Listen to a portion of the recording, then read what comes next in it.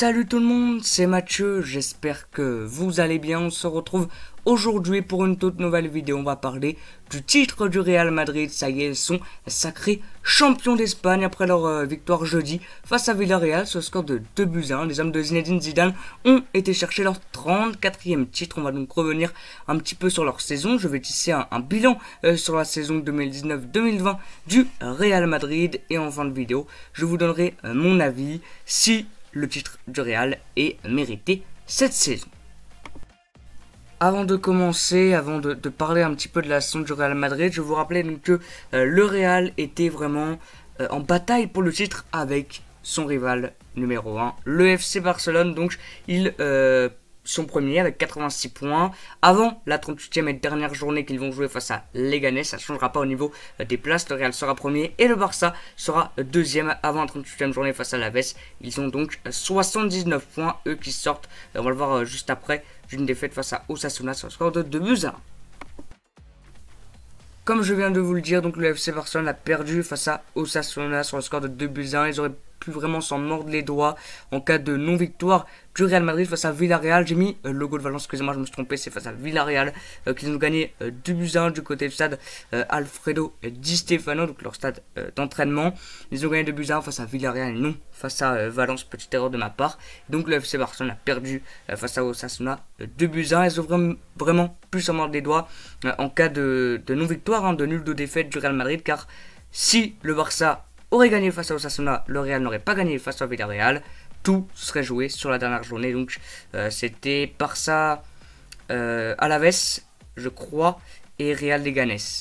Je crois que c'est ça. Ou le contraire, je ne sais plus. En tout cas, ils auraient vraiment pu s'en mordre les doigts du côté du FC Barcelone.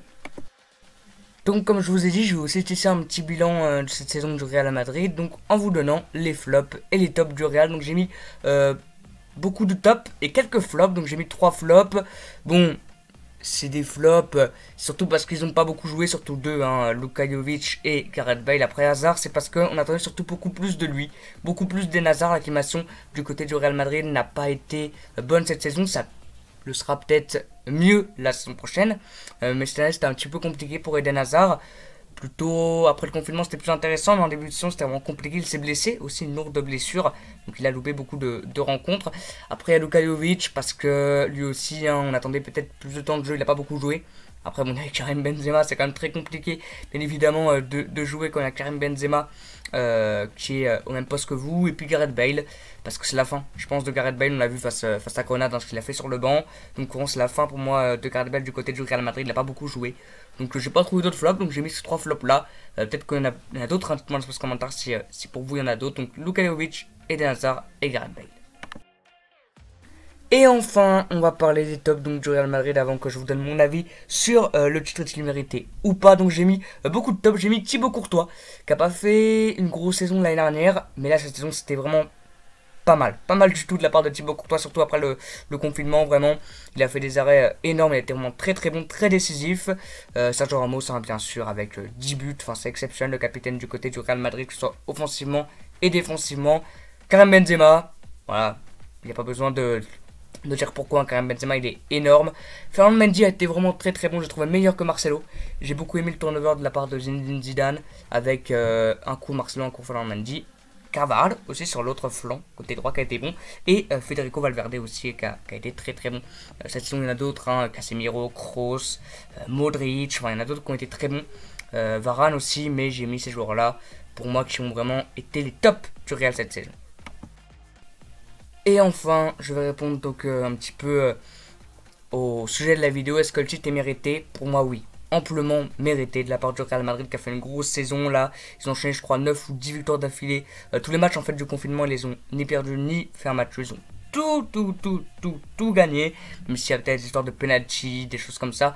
Je pense quand même que c'est mérité.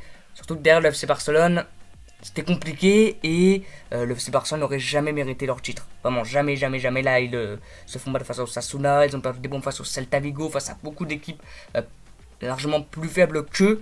Donc pour moi le Real Madrid vraiment c'est mérité de leur part cette saison. Dites-moi dans l'espace commentaire si c'est le cas aussi pour vous.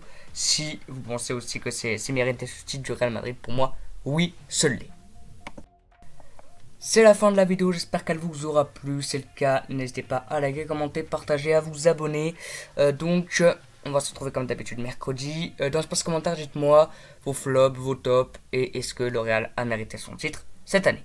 Moi je vous dis à mercredi et je vous dis comme d'habitude, ciao.